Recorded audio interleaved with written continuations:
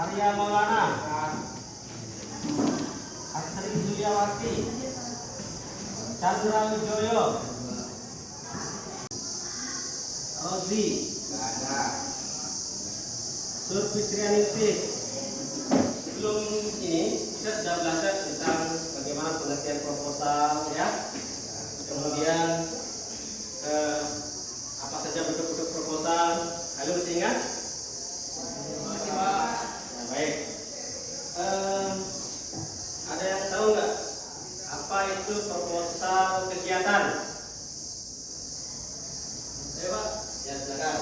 Proposal kegiatan adalah sebuah rencana yang dituangkan dalam bentuk rancangan kerja tertulis. Ya, bagus. Kemudian pernah melaksanakan kegiatan dan yang menentukan proposal pernah nggak? Nah, contohnya kegiatan LDK, terus ulang tahun, terus kemarin hari guru, ya, kelihatan? Siswa mampu menganalisis isi proposal. Nah, kemudian dalam membaca teks proposal, siswa mampu menganalisis sistematika proposal. Kemudian dalam membaca teks proposal, kalian juga diharapkan mampu menganalisis aspek pembahasan teks. Yang terakhir itu adalah kalian mampu menyusun teks proposal. Tapi kan sekarang kalian belum bisa, ya. Untuk membuat sebuah proposal, kalian harus tahu pertama isi proposal itu apa sih, kemudian bagaimana susunannya, sistematikanya. Yang ketiga itu adalah bahasa yang digunakan seperti apa. Oke, kita akan belajar, ya. Baik, ini dia. Tadi yang terakhir apa? Proyek. Kemudian diajukan oleh siapa? Nah, karena proposal ini merupakan rancangan kerja yang akan diajukan kepada pihak-pihak lain. Pertama tadi tujuannya itu proposal itu adalah untuk mendapatkan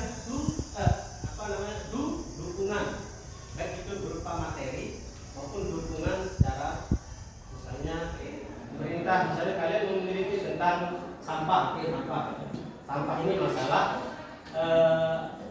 global, masalah kita semua. Jadi bisa saja kalian mengajukan ini kepada pemerintah untuk mendapatkan dukungan berupa dana maupun pertanggungjawaban, ya. Tadi ini yang ketiga sudah saya jelaskan. Kemudian yang keempat, apakah bagian-bagian dari proposal tersebut sudah lengkap, ya? Ya. Kalau sampah anorganiknya sudah ada bangsa, ya. Itu menjadi latar belakang kita mengambil judul. Kemudian latar belakang, apa yang latar belakangi kalian mengambil judul itu? Misalnya karena di sekolah kita sudah ada bank sampah, tapi sampah organik ini belum terselesaikan. Atau misalnya sampah anorganik yang berupa plastik itu belum bisa diselesaikan, itu hanya plastik yang bisa didaur ulang saja. Bisa didaur ulang saja. Misalnya seperti bungkus nasi, plastik, kantong plastik itu kan belum bisa diolah di sini atau belum ada penyelesaiannya. Silahkan kalian uraikan itu. Nah, ini kan orang umum orang awam tidak tahu. Tadi tidak tahu ini profesi apa, abstrak tidak tahu. Kemudian pedagogik, pendidikan kultural, sosial, itu semuanya adalah ilmiah. Selanjutnya, menggunakan banyak kata kerja tindakan. Kata kerja tindakan itu adalah sesuatu yang kita lakukan. Menentang, akan itu sesuatu yang dilakukan. Contohnya itu membaca, melakukan, mengawali. Terus bagaimana dengan kata kerja yang tidak tindakan? Mencintai, itu kan kata kerja juga, ya. Oke, itu lawan kata. Kemudian yang keempat, menggunakan kata-kata definisi. Definisi itu ada kata yakni, yaitu adalah, ya, merupakan, ya. Kemudian selanjutnya menggunakan kata-kata perincian. Misalnya perincian itu adalah kata untuk menjabarkan sesuatu yang banyak. Yang pertama, yang kedua, ketiga, yaitu misalnya titik 2 terus ada nomor-nomor di sini. Ya, paham ya perincian? Perlu diketahui, aku dulunya tidak cantik. Sebelum menjadi cantik yang dikagumi, aku adalah seonggok tanah liat yang tidak berguna. Namun suatu hari ada seorang pengrajin dengan tangan kotor melempar aku ke sebuah roda berputar. Bagikan ke teman-temannya. Siap kelompok satu-satu.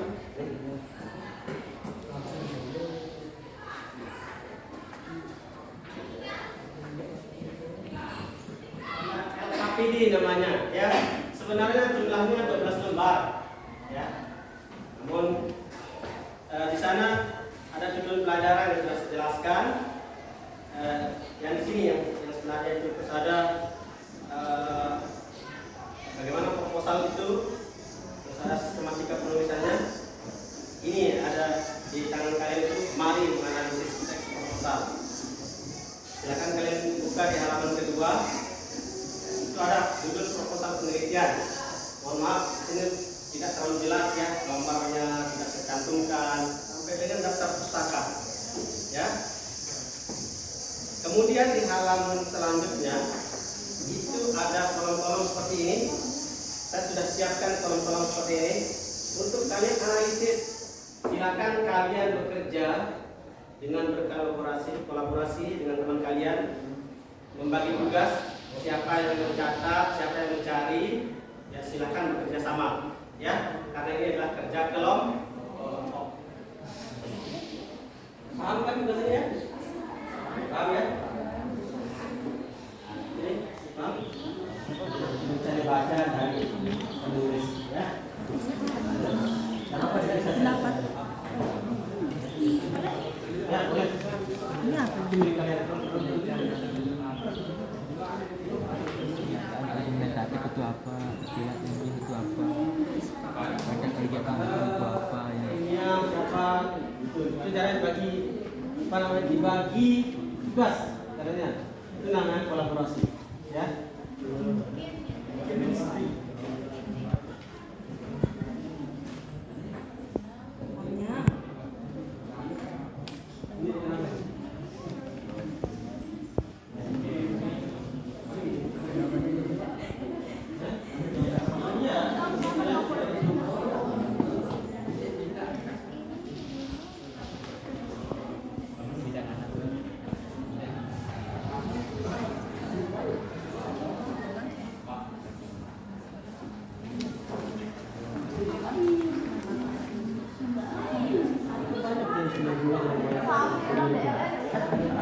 Guru yang kalian tidak paham itu misalnya mana dia?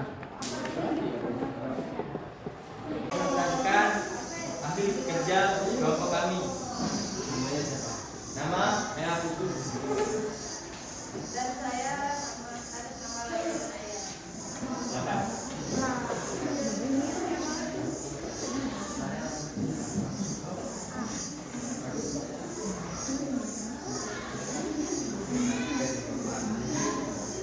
Kami akan membacakan diskusi kelompok kami. Pertama, pernyataan argumentatif. Manfaat penelitian biomasa bagi penulis yaitu dapat menambah wawasan bagi pemimpin dan dapat dijadikan sebagai pedoman untuk menghadapi masalah bahan bakar yang saat ini sedang dalam kondisi mengkhawatirkan. Bagi masyarakat dapat dijadikan sebagai penyedia energi listrik terbarukan yang ramah. Tiga, tersedia tindakan. Pertama, pengambilan data. Kedua, menggunakan. Tiga, menyusun. Empat, pernyataan persuasif. Kami tidak menemukan pernyataan persuasif. Keakanan. Tiga, kami tidak menemukan kata definisian. Kami menemukan kalimat perincian. Satu, letak sebuah pabrik yang berdekatan dengan permukiman warga tentu dapat ada pernyataan persuasif.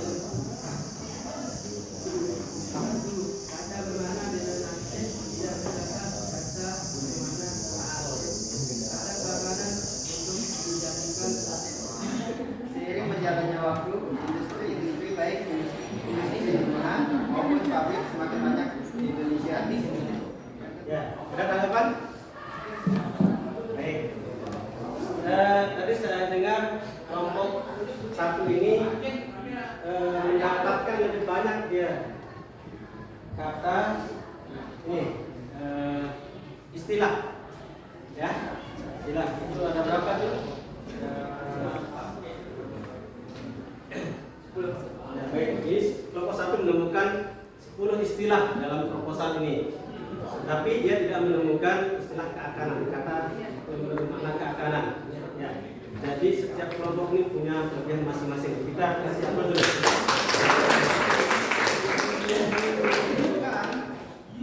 Pernyataan argumentatif ada yang menemukan 2, ada yang menemukan 3, ya.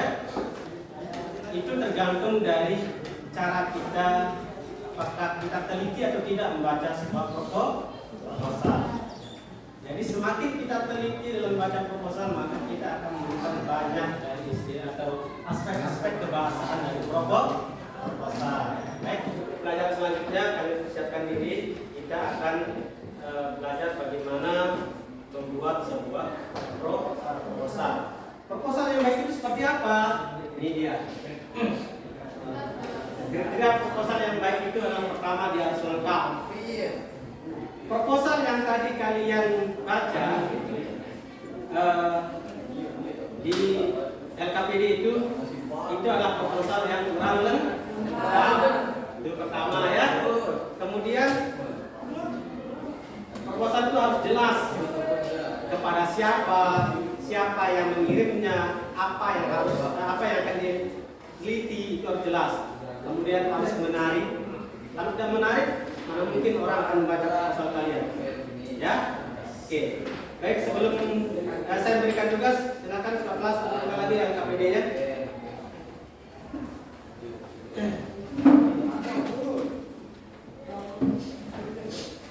Nah, untuk mempertajam pengetahuan kalian, bagaimana kalian menganalisis sebuah proposal, terutama menganalisis aspek kebahasaannya. Ya. Di sana ada tugas individu untuk kalian kerjakan di Google Classroom. Silakan dikeluarkan HP dulu semuanya. Ya.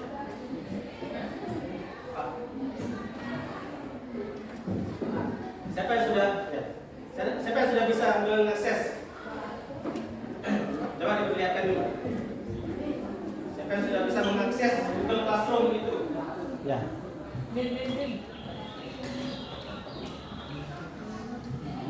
Yo, sempret nih. Kelompok, ini nilainya berkelompok. Nah, ini adalah tugas individu. Nilainya nanti berindividu. Silakan kalian kerjakan, batasnya sampai dengan minggu depan tanggal 4 ya, besok tanggal minggu depan 12. Oke, saya tunggu. Ya. Baik, untuk pembelajaran hari ini kita cukupkan. Ya, mudah-mudahan pertemuan kita yang diberkahi. Amin.